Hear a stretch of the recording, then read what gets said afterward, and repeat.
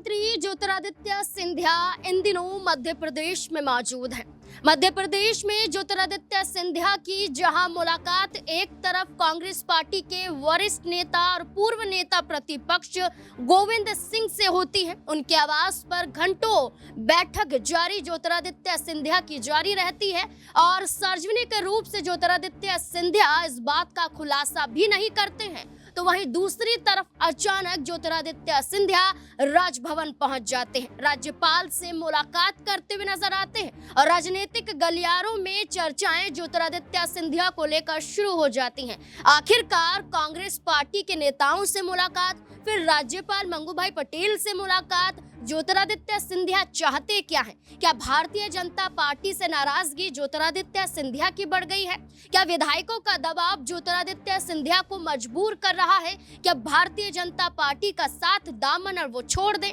क्या अब केंद्रीय मंत्री पद पर बना रहना भी ज्योतिरादित्य सिंधिया के लिए मुश्किल हो जाएगा? तमाम सवाल ज्योतिरादित्य सिंधिया से जुड़ जाते हैं। सवालों के जवाब लेंगे। मेरे साथ मेरे वरिष्ठ सहयोगी अमन सर जुड़ चुके हैं। सर, क्या लगता है, पहले कांग्रेस नेता से मुलाकात करते हैं, फिर राजभवन पहुंच जाते हैं, राज्यपाल से मुलाकात करते हैं, मुलाकात के बाद सार्वजनिक रूप से कोई ऐलान नहीं किया जाता है, शिष्टाचार भेंट बताई जाती है, कहा जाता है कि कांग्रेस नेता से मुलाकात सिर्फ श्रद्धांजलि अर्पित करने के लिए उनके परिवार वालों को लेकर वो पहुंचे थे। लेकिन देखा जाए तो राज्यपाल से मुलाकात करते हैं, इसके भी मायने राजनीतिक तौर पर यही निकाले जा रहे हैं कि सिंधिया बीजेपी से नाराज है और अचानक राज्यपाल से मुलाकात करना। आपको क्या लगता है? देखिए, बिल्कुल सिंधिया के बारे में लगातार यही बातें कौतूहल का विषय बन रही है कि आखिर सिंधिया आने वाले दिनों में क्या कुछ बड़ा गेम प्लान कर रहे हैं, क्या कुछ बड़ा फैसला करते हुए नजर आ सकते हैं, क्या अब बीजेपी से उनका जो मोह है वो भंग हो चुका है और क्या एक बार फिर उनको अपने पुराने घर की याद आ रही है, यानी कांग्रेस पार्टी की याद आ रही है। चूंकि आप अगर सिलसिलेवार तरीके से देखें तो ऐसा लगता है कि खुद बीजेपी के अंदर सिंधिया को दरकिनार किया जा रहा है और ये तब से हो रहा है जब से मुख्यमंत्री मोहन सिंह यादव को बनाया गया है। क्योंकि उस समय अगर शिवराज सिंह चौहान के बाद कोई नाम अगर मुख्यमंत्री पद के लिए आ सकता था तो वो ज्योतिरादित्य सिंधिया का नाम था। सिंधिया भी ये मानकर चल रहे थे कि भाई अगर जो है शिवराज सिंह चौहान को कोई बड़ी भूमिका दी जाए केंद्रीय स्तर पे तो हो सकता है उनको राज्य में मुख्यमंत्री बनाया जाए। हालांकि उनसे पूछा जाता था तो बातों को टाल मटोल जाते थे, लेकिन उनके मन में कहीं ना कहीं ये बात रही होगी। आप देखिए, जब मुख्यमंत्री उनको नहीं बनाया गया कांग्रेस पार्टी में तब वो बीजेपी में शामिल होते, लेकिन बीजेपी में भी जिस तरह से उनके नाम को या उनको दरकिनार किया गया है 4-5 साल के अंदर, उनको एक बड़े कह सकते हैं मुकाम पे तो होना ही चाहिए था। लेकिन अभी तक भी आप देखें तो कहीं ना कहीं जो स्थिति कांग्रेस में थी वही स्थिति बीजेपी में भी उनकी नजर आती है। और बीजेपी में उनके ऊपर कुछ आरोप भी लगते हुए नजर आते हैं कि भाई जब से आप लोग बीजेपी के अंदर आए हो तब से बीजेपी की स्थिति जो है वो कई तरह के संदेह के घेरे में आ रही है। आप देखिए, जिस तरह से एक मामूली सिपाही के पास इतने सारे पैसे पकड़े जाते हैं, करोड़ रुपए की संपत्ति पकड़ी जाती है, उसको लेकर भी सिंधिया उनके आसपास के जो लोग थे उनके ऊपर निशाना साधा जा रहा है कि भाई इनकी वजह से घोटाला हुआ है, तमाम चीज़ें हुई है। लेकिन यहाँ पर बीजेपी खुद को पाक साफ बताने में लगी हुई है। आप जरा देखिए कि जब बुधनी में और बीजेपुर में चुनाव होता है तब सिंधिया को याद नहीं किया जाता है कहाँ पर है कहाँ नहीं है, और उसके बाद खुद जब गलती का एहसास होता है तो मोहन सिंह यादव भी मिलने जाते हैं, तमाम लोग मिलने जाते हैं, इवन घर में भी आते हैं, उनके बातचीत करते हैं। तो ये तमाम जो पहलू हैं ये बताने के लिए काफ़ी हैं कि सिंधिया को लेकर बीजेपी में जो दोहरी स्थिति बन रही है उसको लेकर सिंधिया भी सारे गेम को समझ पा रहे हैं, सारी चीज़ों को समझ पा रहे हैं कि जो इज्जत और बखत उनकी कुछ समय पहले हुआ करती थी अब शायद वो इज्जत और बखत नहीं है। और हो सकता है कि सिंधिया कोई बड़ा फैसला यहाँ पर करते हुए नजर आ जाए, क्योंकि उनको लेकर जो बीजेपी के नेताओं की बयानबाजी निकल के सामने आ रही है, जो संदेह निकल के सामने आ रहा है, हो सकता है उससे वो खफा हों, नाराज़ हों। बीते दिनों जिस तरह से उनके पिता की मूर्ति को जब यहाँ से हटाकर जिस तरह से वहाँ रखा गया उसको लेकर भी खासा विरोध कहने के लोगों का देखने को मिला। हालांकि सिंधिया उस वक्त भी खामोश रहे, शांत रहे,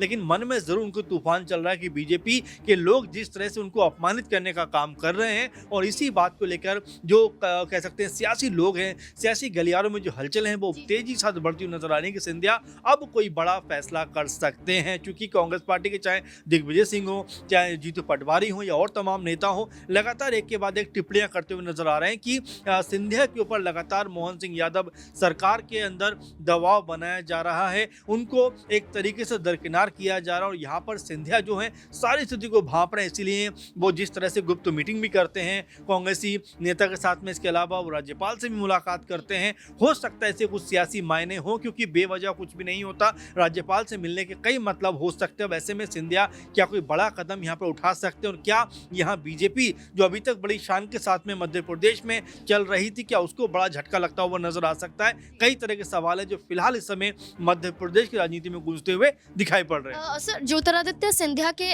विधायकों की चर्चा करें तो भारतीय जनता पार्टी के ही कुछ ऐसे विधायक हैं जो ज्योतिरादित्य सिंधिया के करीबियों पर हमला कर रहे हैं। उनका ये कहना है कि बीजेपी में आने का मकसद बीजेपी को समर्थन नहीं देना बल्कि बीजेपी को तोड़ना है। अब ऐसे में ज्योतिरादित्य सिंधिया की यही समर्थक विधायक नाराज भी हैं, दबाव डाल रहे हैं सिंधिया पर, और सिंधिया की चुप्पी के बाद राज्यपाल से मुलाकात करना भी माना जा रहा है कि इसी संदर्भ में हुआ है। क्या लगता है कि विधायकों का बवाल देखने को मिलेगा, क्योंकि विरोध तो वो जता ही रहे? जी देखिए, बिल्कुल। और आपको याद होगा इमरती देवी ने कुछ समय पहले ये बात कही थी कि अगर वो कांग्रेस पार्टी के अंदर होती, चुनाव नहीं हारती, तो अब जो साथ गए हैं सिंधिया के, उन लोगों को पता चल रहा है या उनको कहीं ना कहीं एहसास हो रहा है इस बात का कि भाई अगर हम कांग्रेस पार्टी में ही रहते तो शायद ज़्यादा बेहतर पोजीशन में रहते, क्योंकि जिस तरह के आरोप बीजेपी के नेता यहाँ पर लगा रहे हैं वो कहीं से भी सही नहीं है। क्योंकि एक तो कांग्रेस पार्टी छोड़कर बीजेपी में शामिल हुए, वहीं बीजेपी के नेता ये बात कह रहे हैं कि भाई इनके आने से पार्टी कहीं ना कहीं दो भागों में बढ़ती हुई दिखाई पड़ रही है। और सिंधिया तक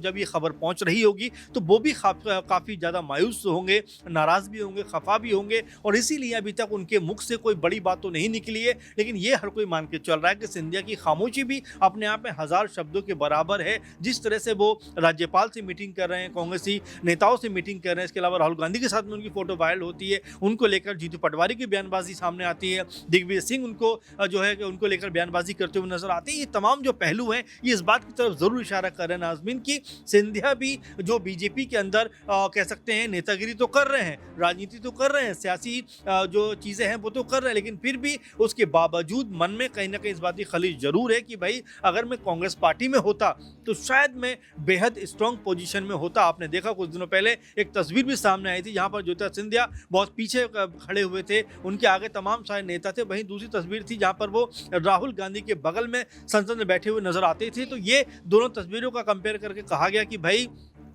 सिंधिया अगर कांग्रेस पार्टी में होते तो नंबर 2 के नेता तो बने हुए थे ही, लेकिन बीजेपी में आकर जिस तरह से उनके नंबर जो हैं वो बहुत ज़्यादा बढ़ गए, यानी कि वो 50, 60, 70 कितने भी नंबर पे आप रख सकते हैं उस लेवल पे जा चुके हैं। तो यहाँ पर उनको भी अंदर से कहीं ना कहीं इस बात का एहसास हो रहा है कि यार अगर मैं कांग्रेस पार्टी में ही रहता, कांग्रेसी कह सकते हैं खेमे को आगे बढ़ाता, नाराज़गी अपनी जगह है, वो हर जगह रहेगी, चाहे बीजेपी में रहें, चाहे आप कांग्रेस में रहें और तमाम दलों में रहें, लेकिन वो नाराज़गी दूर कैसे हो उसके ऊपर मंथन करते तो शायद ज़्यादा बेहतर होता। लेकिन सिंधिया ने जिस तरह से हड़बड़ी में आकर जो फैसला किया और अपनी सरकार को तोड़कर बीजेपी की सरकार बनाने में सहयोग किया, और देखिए बीजेपी ने उनको मुख्यमंत्री तक का नहीं बनाया, जबकि एकनाथ शिंदे ने यही काम किया, उनको मुख्यमंत्री पद मिल जाता है, हेमंत बिस्वा ने यही काम किया, उनको मुख्यमंत्री पद मिल जाता है। लेकिन सिंधिया ऐसे बदनसीब मैं कह सकता हूँ नेता रहे जो पूरी तरह से अपनी बहुमत वाली सरकार को तोड़कर बीजेपी का साथ तो देते हैं, लेकिन बीजेपी उनको इस्तेमाल करने के अलावा कुछ और पद देती हुई नजर नहीं आती, क्योंकि केंद्र में मंत्री तो कांग्रेस सरकार में भी थे। यहाँ बात हो रही है मुख्यमंत्री की, जो फिलहाल लगता है कि सिंधिया को बीजेपी के अंदर बनने का मौका नहीं मिलेगा, या बीजेपी की जो नेता है कहीं ना कहीं एक तरीके से सिंधिया को थोड़ा सा दूर करना चाहते हैं ताकि जो सिंधिया कभी भी मुख्यमंत्री पद को लेकर बात ना कर पाए। इसीलिए सिंधिया भी पूरे गेम को समझ रहे हैं और लगातार बयानबाजी गुप्त रूप से करते हुए दिखाई पड़ रहे हैं, सांकेतिक रूप से अपना विरोध दर्ज कराते हुए नजर आ रहे हैं। बिल्कुल, अगर बात करें ज्योतिरादित्य सिंधिया ने आरोप लगा दिया कि कांग्रेस पार्टी सिंधिया की बजाय कमलनाथ को तवज्जो दे रही है और कांग्रेस पार्टी के लिए मुख्यमंत्री चेहरे के रूप में कमलनाथ ही सही साबित होते हैं। आरोप लगाया, इल्जाम लगाए और भारतीय जनता पार्टी में शामिल हो गए, लेकिन भारतीय जनता पार्टी में जाकर भी ज्योतिरादित्य सिंधिया को क्या मिला? खाली हाथ नजर आते हैं। अब देखना होगा कि आखिरकार मुलाकात और विधायकों पर लगते इल्जामों के बीच में कोई बड़ा कदम उठाने के लिए वाकई मजबूर होते हैं केंद्रीय मंत्री ज्योतिरादित्य सिंधिया या फिर नहीं। आपको क्या लगता है? अपनी राय कमेंट सेक्शन में जरूर दें। देखते रहें SPN9 न्यूज़। धन्यवाद।